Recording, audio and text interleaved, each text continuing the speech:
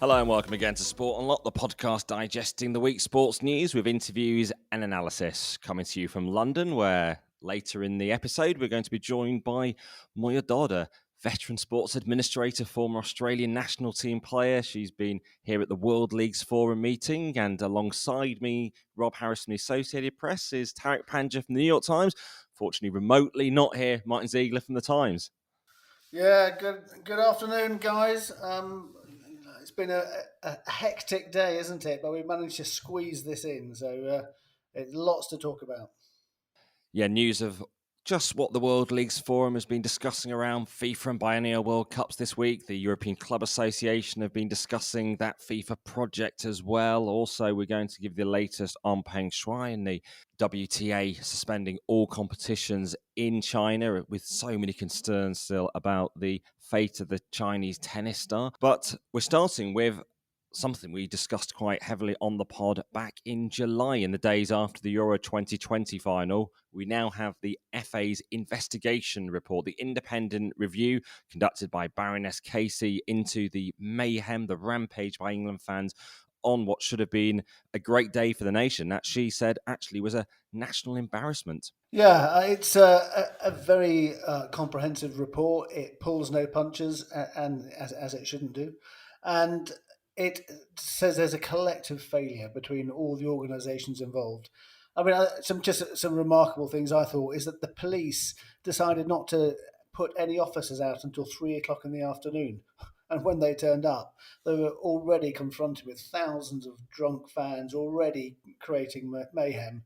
By that time, it was too late to take any action to disperse those supporters. So that was a catastrophic failure. The stewards were 30-40% of them had never even stewarded a match before. Part of that due to a lack of training caused by the pandemic. I mean, there was a whole host of reasons why behind it, and I think Baroness Casey came out with some really strong stuff about trying to get a sort of change that a lot of people in the countries, the football fans, they're change their attitudes and their behaviours, because as I think we said at the time, this could have led to, it was only a matter of luck that this didn't lead to people dying. Well, we can hear now the perspective from the Metropolitan Police from Commander Rachel Williams speaking after the publication of the report. Through hindsight and Baroness Casey's analysis, it's clear that events before the match overshadowed the anticipated incidents following the penalty shootout.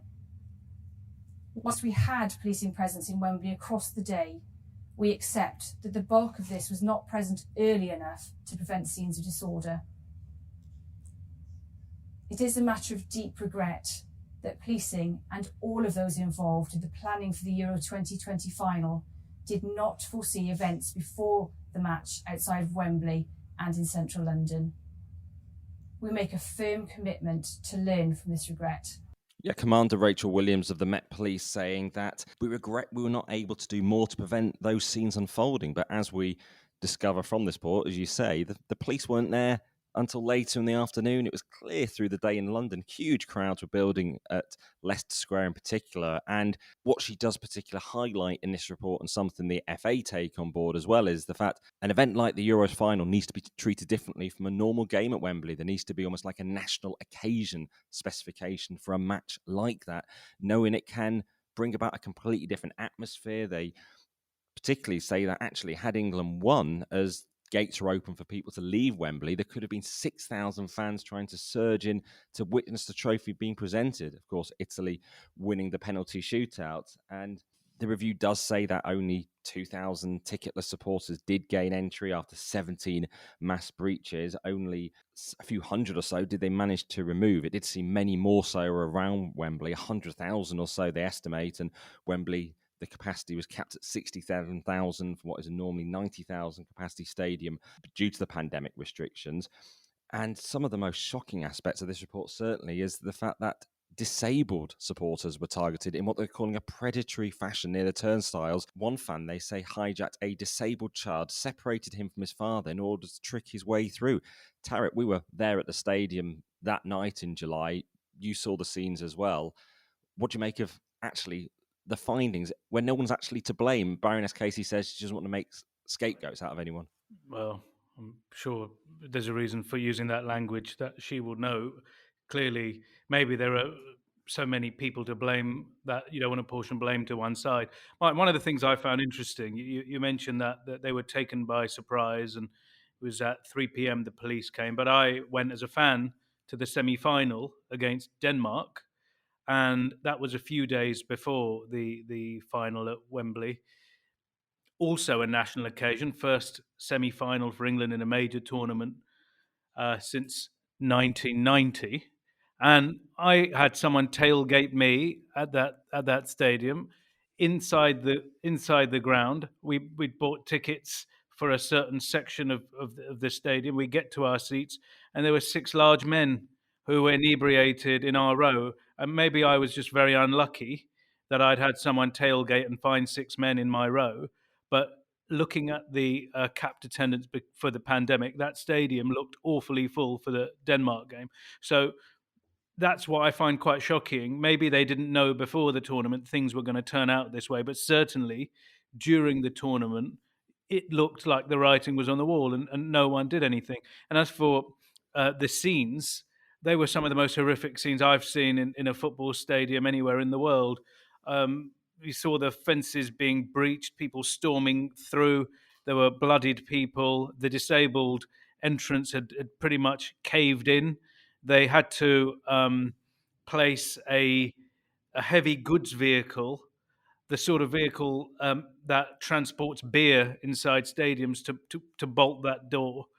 And the areas behind the goal were dangerously full, not because of the pandemic, but there were people there that were stuck cheek by jowl. And maybe, I'm not surprised that the report said people could have been killed. Certainly from what it looked like people could be seriously injured there. What the report goes into, it does state people were trampled underfoot. There was, crowd crushes. So, we all know only too well what can happen there. But actually, Tariq, after you sort of mentioned that back after the semi-final, and there's other stuff on social media about tailgating and people getting tickets, fans getting in. I remember at the time the Football Association actually denied that was possible. They said they were confident that their security measures were adequate. So there was a warning for there. Clearly, they were taken by surprise. The police, the FA, Brent Council, everybody. But they shouldn't be again. One thing I did ask Mark Bullingham, the FA chief executive, was, can Wembley host a Euro final or a World Cup final in the future? But he was insistent that they could. He pointed out the fact that there was no fan zone because of the pandemic, and in normal circumstances you could have Hyde Park or something like that. And actually, the fans really had nowhere to congregate, so that was one reason why they all just turned up at Wembley, along with the fact they knew that there were going to be thousands of empty seats because the stadium wasn't going to be full to capacity. So the perfect storm is what Baroness Casey said, and it was. And I think Britain was very, very lucky that it wasn't a major disaster. And Baroness Casey seems clear in her report that it's the fan culture to blame rather than the actions of the authorities. Here's what she had to tell Sky. Stadiums aren't built and policing isn't created to actually try and contain mass violent disorder of what we saw on that Sunday. So, yeah, I am really clear there was a perfect storm. I am really clear that mistakes were made. I don't call negligence. Very clear on the distinction between those two. And secondly, if anything comes out of this, the most important thing that comes out of this is that we take a long, hard look at ourselves and eradicate this type of criminal behaviour from football. Football is used as a vehicle for thuggery and for racism. And I think if there's one thing I'd like to see changed over the fact that we didn't have a disaster on that Sunday, we had a near miss, it would be rooting out once and for all this thuggish behaviour, which seems to be what football gifts them. And one of the things I asked Baroness Casey was particularly about recommendations going forward. Did she actually have any suggestions in terms of the Wembley area, which is so challenging in terms of trying to protect? it's very different from when the stadium opened in 2007. There was vast empty space around there, it yet to be built up. Yet now you've got apartment blocks all surrounding the area. You've got the entrances hemmed in very tightly towards those buildings, including shops and the Wembley retail outlet too. And even on the day of the Euros final, of course, those shops were open still to the public, and it is the area that's outside, particularly the Wembley Arena, where fans were able to gather in significant numbers, as we even saw at the start of the tournament when national COVID rules actually meant crowds of more than 30 were banned, and that was a breach that they've not managed to address why they didn't step in earlier, and perhaps the police should have been responsible.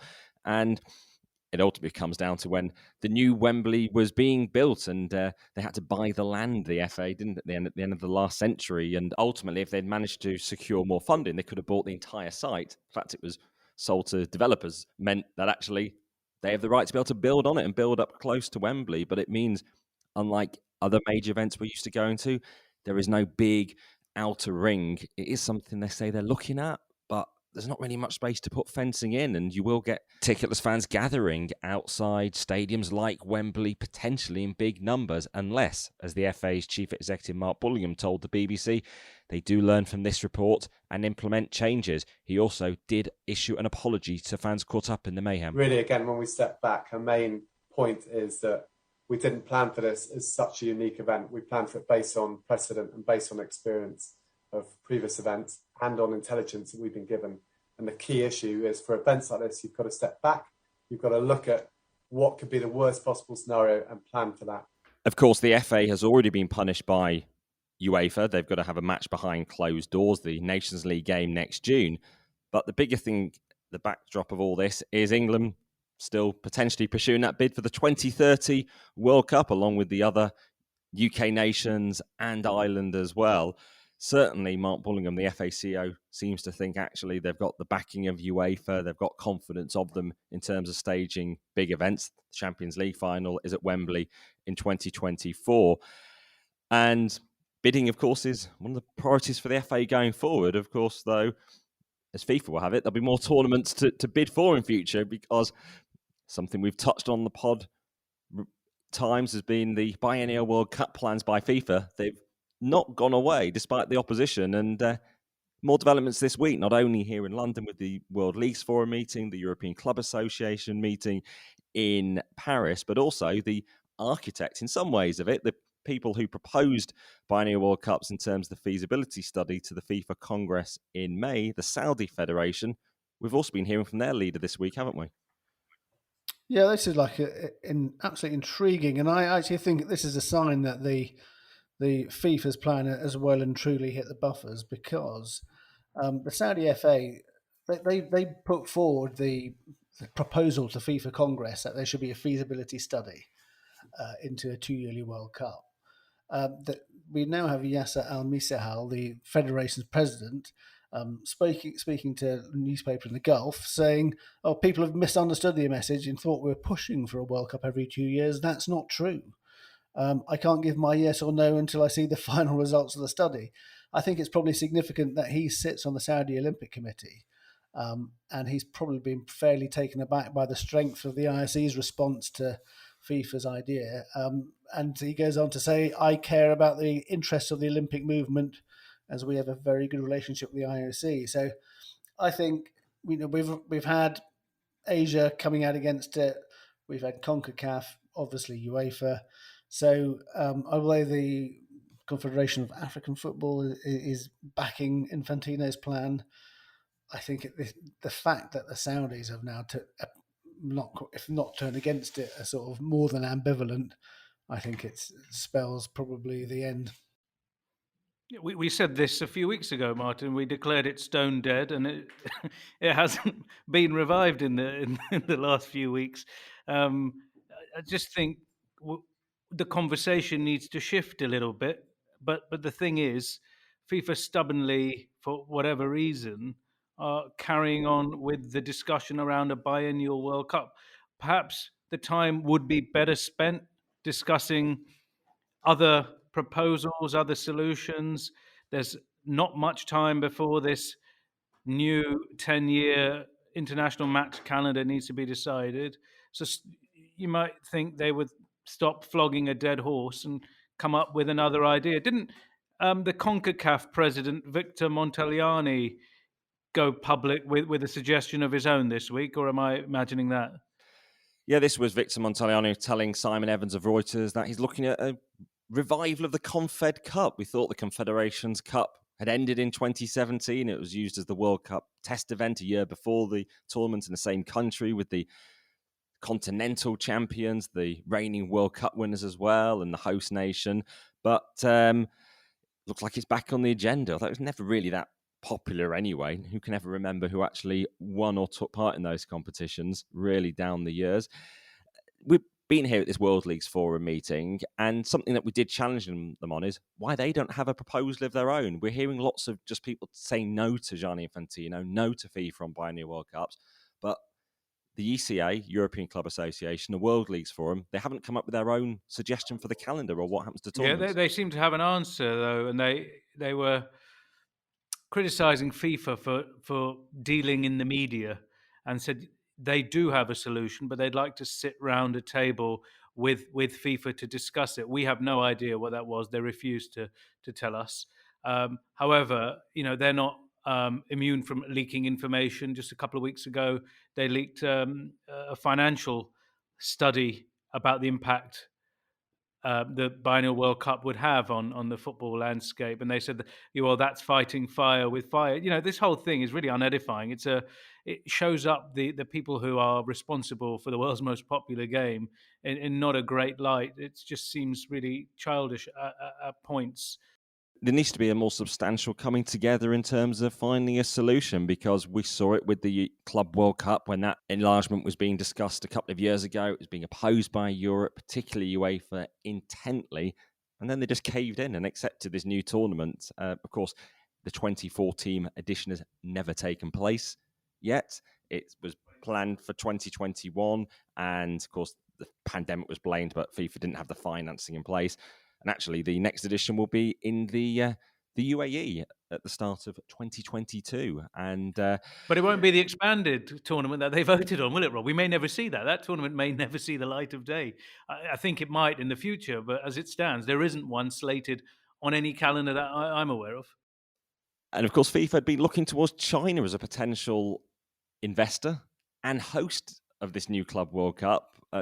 We've seen China withdrawing investment from football into Milan and others, and concerns about the finances, but also the tournament, the enlarged Club World Cup not going ahead, has perhaps kept FIFA out of the heat of what is an absolutely significant issue that is only growing in sport, which is China and its conduct over the fate of the Chinese tennis player Peng Shuai.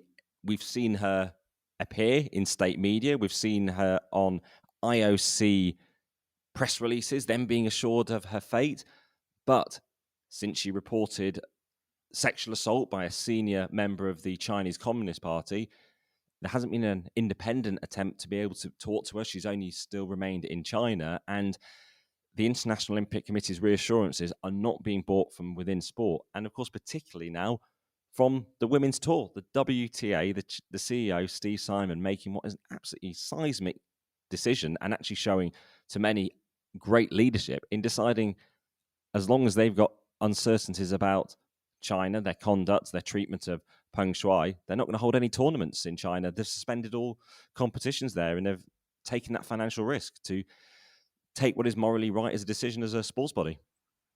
Yeah, I mean, a real powerful statement there by the WTA, and really good as well, because that doesn't often happen in sport, does it? And I mean, I think it's going to be hugely embarrassing for the IOC if this situation is still as it is when the Winter Olympics start in Beijing, because they talk about quiet diplomacy, but actually there's nothing more powerful than what the WTA have done. And I think it's a real shame the ATP didn't follow suit. They have 4 tournaments a year in China. They basically shied away from that action. That would have been a really powerful message, and I think it probably an opportunity missed by the men's tour. The ATP statement did reference serious concerns about what it called the situation involving Peng Shuai, But then the statement went on to say that they believe sport can have a positive influence on society, and they said that they believe having a global presence gives us the best chance of creating opportunity and making an impact. Of course, the ATP, 10% of its media holdings company, is owned by a Chinese entity, and that position from the ATP stands in direct contrast to the very bold leadership position of Steve Simon of the WTA. Here he is talking to CNN. There's too many times in this world in which we're faced with challenges such as this, where we allow politics and government and money and financials to get into the way of what the right decision is, and we end up with compromised decisions. When you get to sexual assault, it cannot be compromised in any way, shape, or form. And in this situation, you have to separate the business side from the point of what's right and wrong, and we're going to side on the side of what's right and wrong. What strikes me is Peng Shuai made the claims of sexual assault now many weeks ago. And the only people that seem to be able to get in touch with her to say she's fine and is in good health is the International Olympic Committee. I don't know. I'm not a member of the International Olympic Committee. I'm not in China, but I would hazard a guess to say someone who is fine would probably be able to speak to anyone they like whenever they want, not have a direct line to Thomas Bach to tell the world she's fine. Again, I may be wrong here, but it seems very odd. Steve Simon, the WTA head, has been trying to get in touch with her for an extremely long time, but only Thomas Bach seems to be able to. That just strikes me as odd and makes this whole thing appear, I suppose, sinister and worrying. We obviously know the IOC has got its focus on the Olympics, and nothing must get in the way of that. I thought one thing of interest was CGTN and their reporting. Their Chinese state broadcaster. They've got a international English language operation. In fact, it's banned by the UK regulator from actually being able to broadcast here. And its report on the WTA decision to suspend tournaments in China was based around the Chinese Tennis Association expressing its indignation and firm opposition to the decision. Nowhere in their story on their website do they actually mention the name of Peng Shuai. Does it say why the WTA has suspended operations in China in that report? Well, no, it doesn't actually at all. It just says that the suspension has been imposed without actually giving any substantive reasons. It does say that the unilateral decision of the WTA in name of protecting its players was made based on fictitious information. It not only beset and hurt the relevant athlete herself, who isn't named, but it goes on, it will also severely harm the female tennis players' fair opportunities to compete and then damage the interest of the entire sport of tennis. But yeah, nowhere in it does it mention the name of Peng Shuai herself. Nor the allegations. Well, we're joined now for an additional perspective by Moya Dodd here in London. She's just come fresh out of the World Leagues Forum meeting in the room next door. She's a vastly experienced sports administrator. She's been a vice president of the Asian Football Confederation, a board member of Football Federation Australia, as well as an executive committee member at FIFA. On top of that, she's a lawyer, and she played for Australia's national team too. In fact, at the first FIFA Women's Tournament in 1998. So someone who knows the world of sport very well. Moya, welcome to Sport Unlocked. What has been your assessment of the handling of the Peng Shuai case by sports?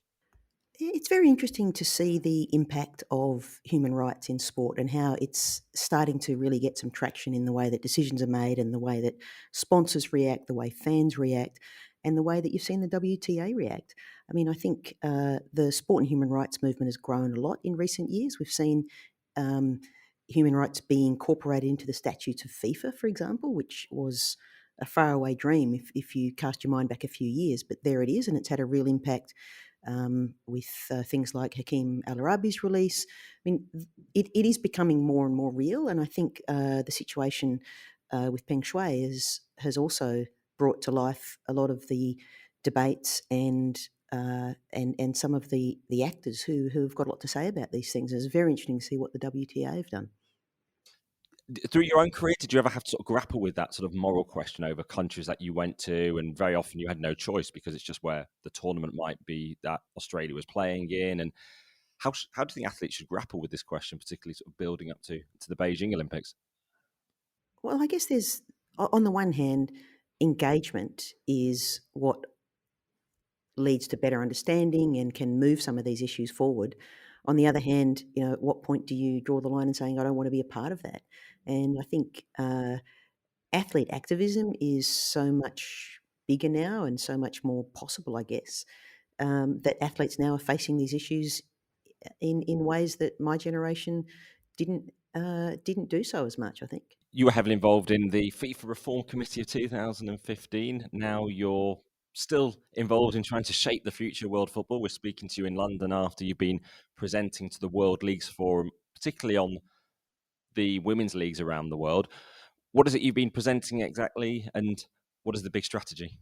Well, the World Leagues Forum has not, the members have not historically been particularly involved in women's football. A few of them run women's leagues, but by and large, they're run around the world by the federations. But interestingly, the clubs are almost always involved. More and more big clubs are involved in both men's football and women's football. And clearly, the members of the World Leagues Forum see the women's game growing.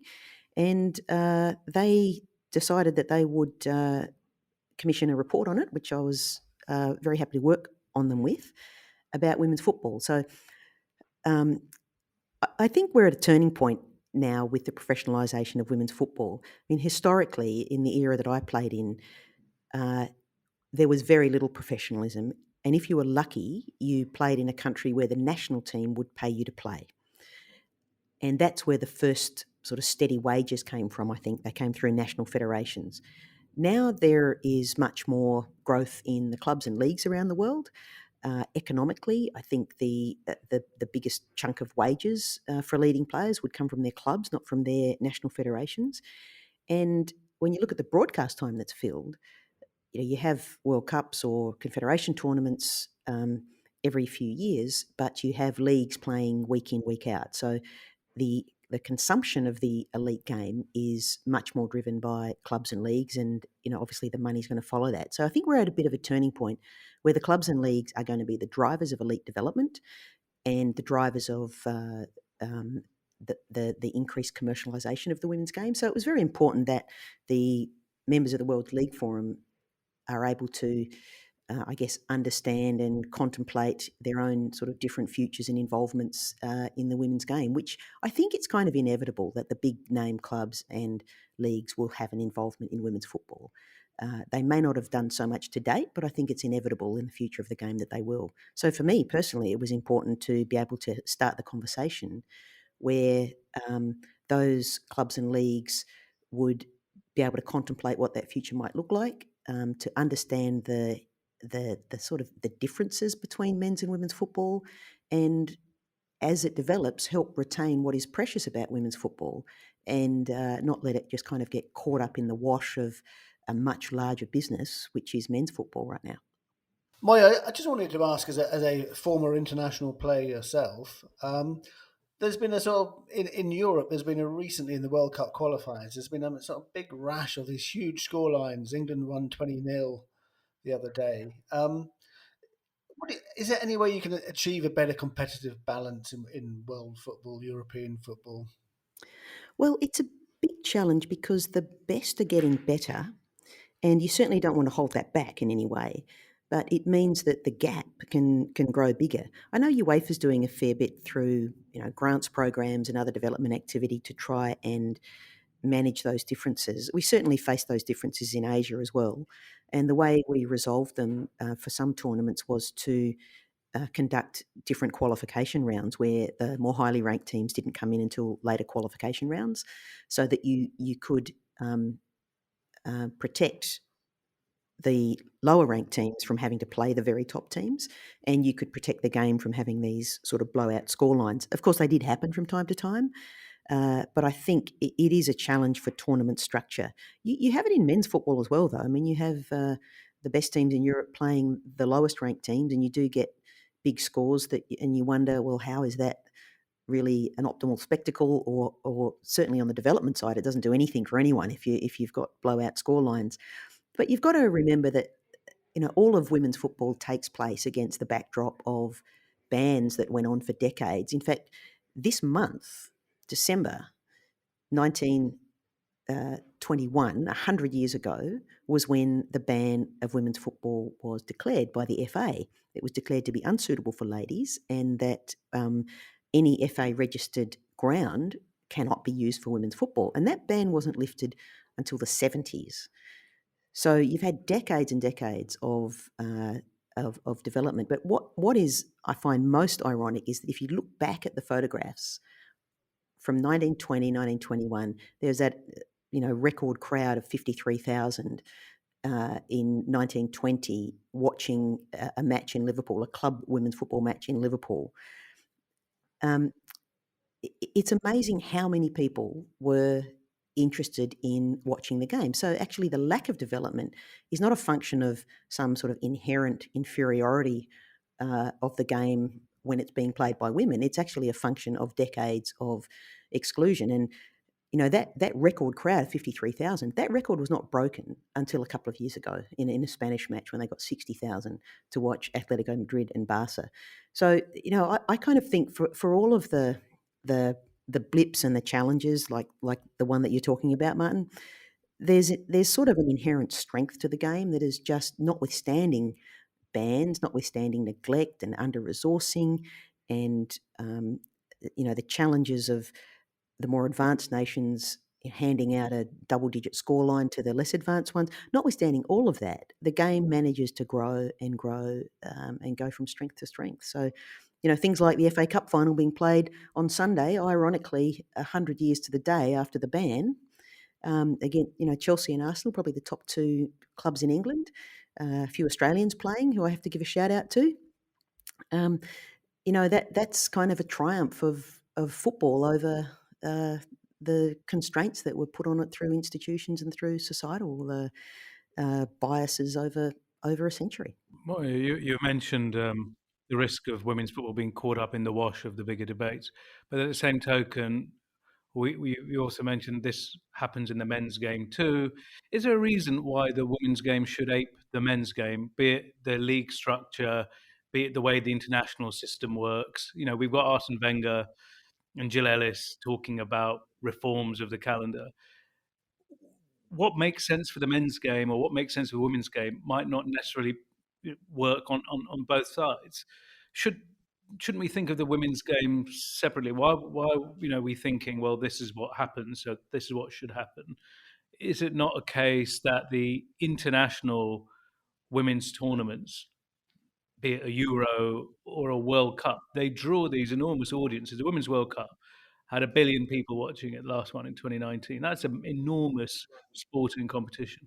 Now, the men's calendar is completely saturated.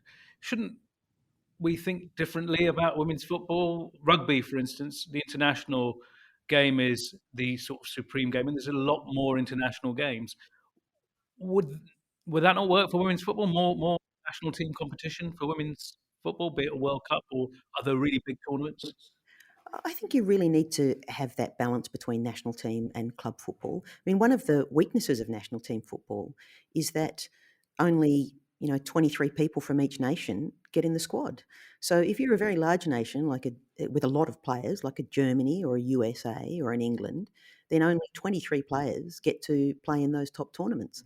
Or if you're from a very small nation, but you're the only great player from that small nation, you're never going to appear in those big national finals because. Look, I haven't seen the arguments that'll come out on the calendar. I'm open to read what they come up with, but I do think that the biggest development opportunity right now is in club football.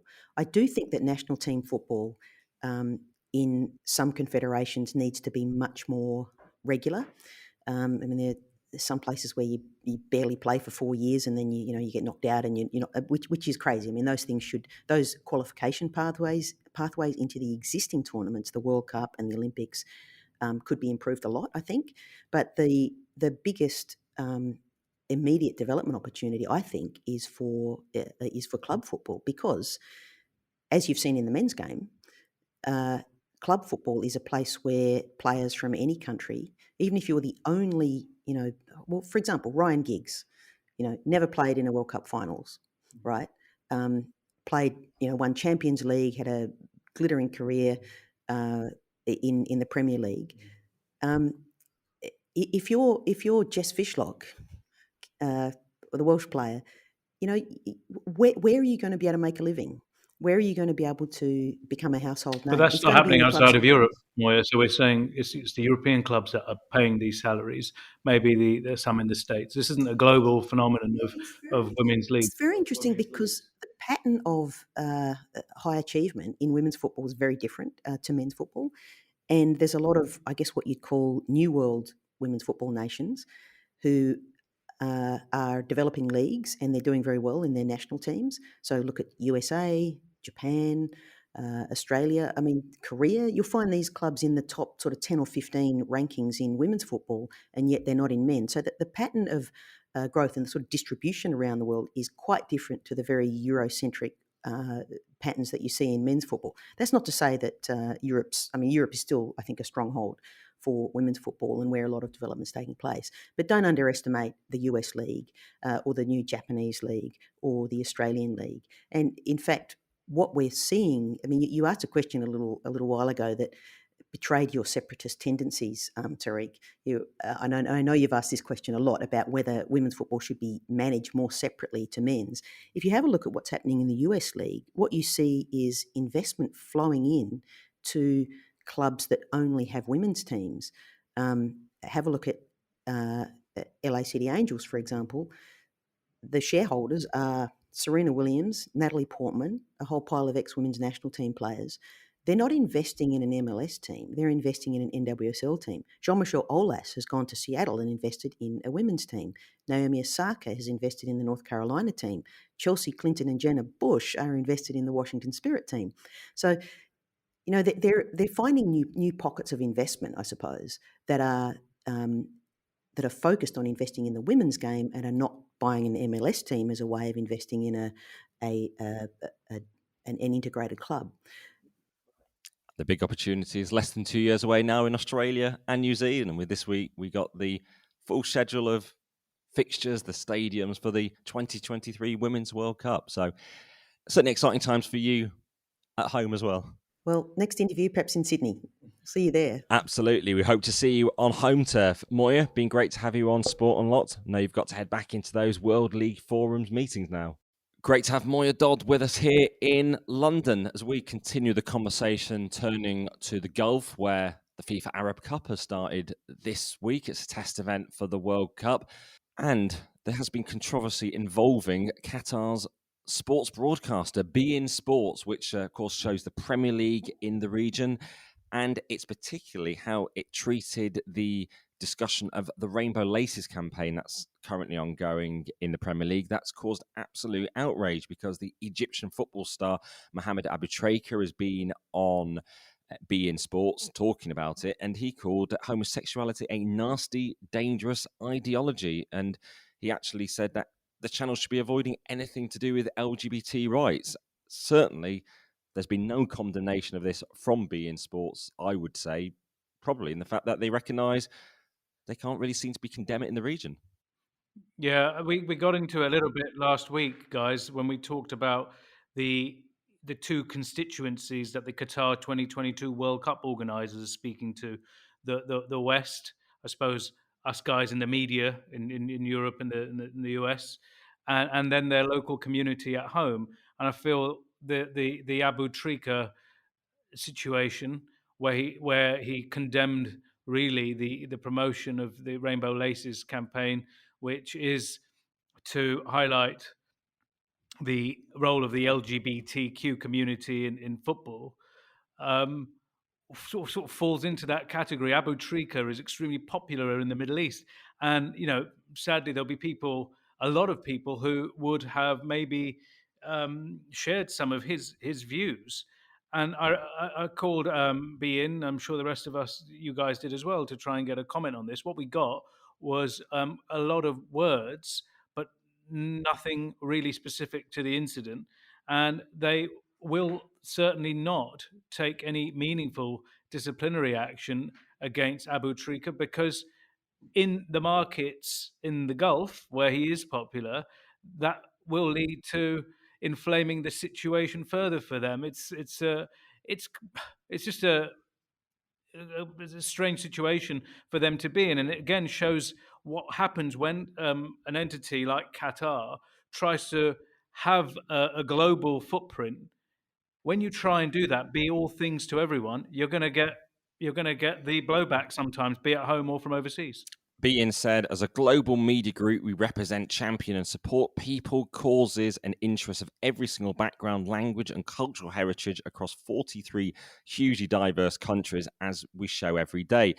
The Premier League said, we wholly disagree with the pundits' views, but as it stands now, Premier League is still receiving money from beIN. They are a FIFA rights holder as well, and yet they are providing a platform for views that so many will find offensive. Yeah, again, it's a bit of a head in the sand. Again, both these organisations will hope the crisis will go away and people will forget quickly. But the language to many would be seen as so offensive that it will linger. It's a lot of bad taste, certainly, outside of the Gulf. And also, we've been hearing in the Gulf from Lewis Hamilton this week, who's there for the first Saudi Arabian Grand Prix. And he says he feels uncomfortable racing there, expressing concern about the human rights record in the kingdom. There's places such as here where the LGBT community, there's prison time, death penalty for that, and restrictions from people from being themselves, and I don't believe in that. Religions can change, rules can change, rulers can change those things. They have the power to. So we don't choose where we're going. Others have chosen for us to be here. So we have to make sure that we have to apply the pressure on them to make sure that they are doing right by the people. The F1 world champion is going to be racing in a rainbow helmet in Saudi, and he also spoke out against human rights in Qatar as well. Yeah, Lewis Hamilton has been quite consistent in his messaging while he's been in the Gulf. He'll be sporting that rainbow helmet, like you said, for the second consecutive race, and has been clear on what he thinks. I wonder whether, if someone of the global importance, someone celebrated Lewis Hamilton, said, this isn't enough, I'm not going to race here, what kind of impact that has. That's obviously putting a lot of pressure on an athlete. His primary job is to drive a car and to win a competition for his fans and for Mercedes, who he drives for. But the significance of something like that would be enormous, given that his words have been extremely stinging, if you would. But does it change the conversation? Will Formula One have a rethink of where it takes its races? Will it ask more from its host cities? What do you think? It doesn't seem so at all. We get the vague messaging from the Formula One boss, Stefano Domenicali, saying that sport can bring change, and we hear the messaging from FIFA too.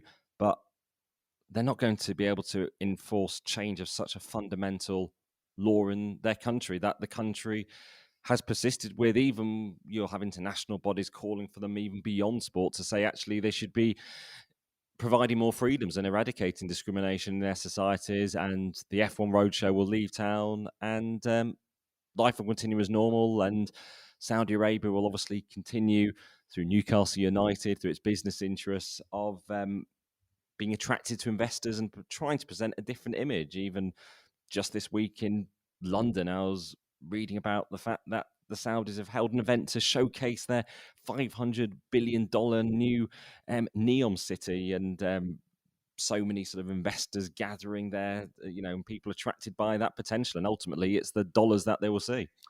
that's the point. Privately, when you speak to individuals who are associated with these sports organisations or broadcasters, etc., they will, make these comments about condemning certain aspects within these regimes, human rights or others. But when it comes to accepting their money, to taking their businesses to that part of the world, they seem to have no qualms. So I think there is a degree of hypocrisy there, and I think in the Arab countries there is a sense of anger as well, that on the one hand, when you go home, you're able to criticize us, but when it comes to taking our money, you seem to have no problems with that. And I think that's why, going back to what the WTA did with China, leaving the money, taking the money off the table is such a significant thing. It's something no one else seems to be prepared to do.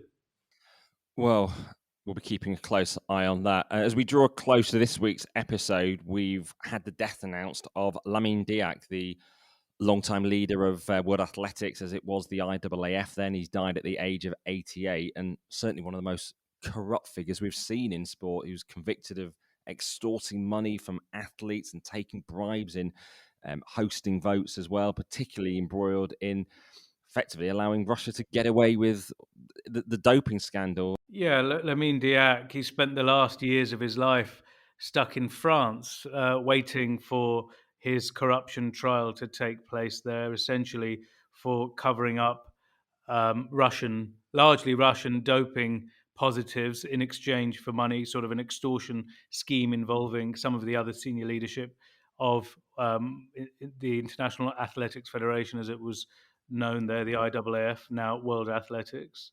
He was sentenced last year, found guilty, and then allowed to return home to Senegal, where he passed away.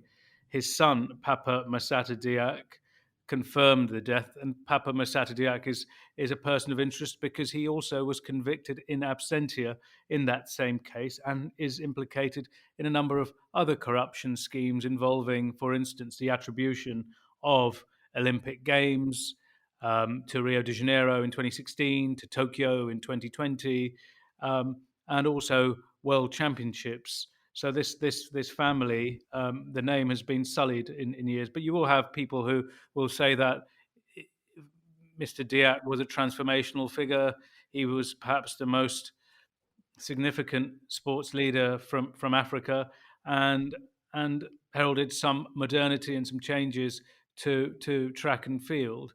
But yes, he'll be remembered for presiding over the corruption of one of sport's most important governing bodies, track and field.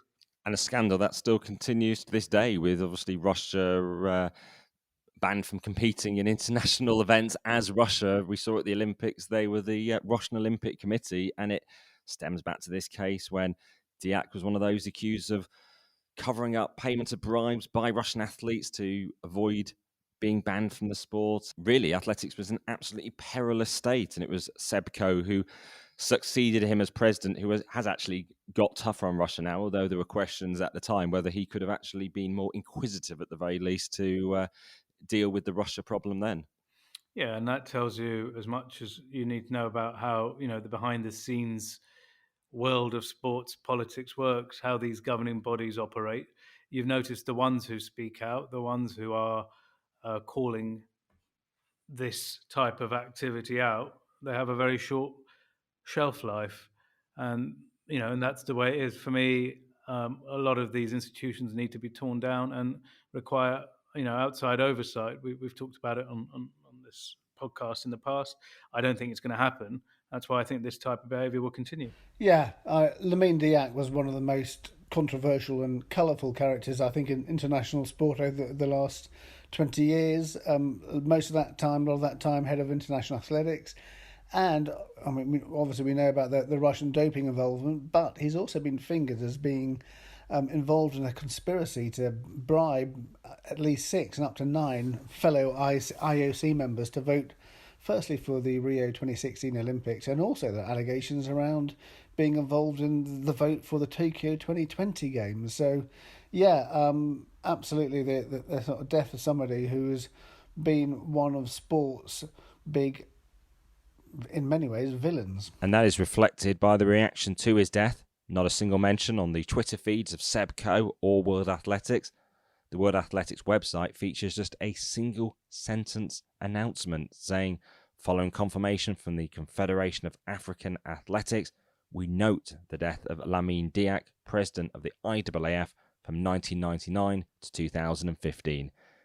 Absolutely no quotes, nothing else, just a photo of him competing for Senegal in the long jump at the French Championships many decades ago. Well, as we draw close to this week's episode of Sport Unlocked, just something to keep an eye out for next week in the world of sports, politics and finance.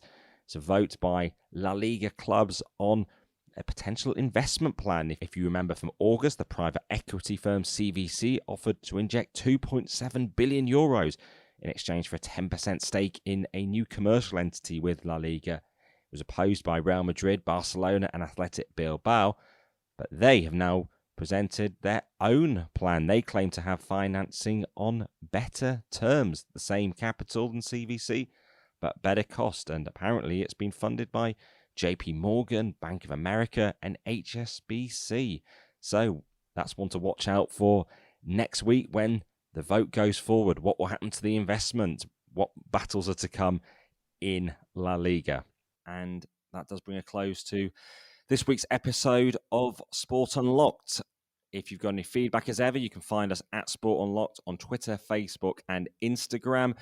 We're always grateful if you can hit subscribe as well, wherever you're listening to us from, so we drop into your feeds automatically. And certainly this has been the week when we hit number 1 in the Apple podcast charts in Paraguay, also 17 in Portugal. So great to have you listening from all around the world. We certainly like to keep a track of where everyone is listening from.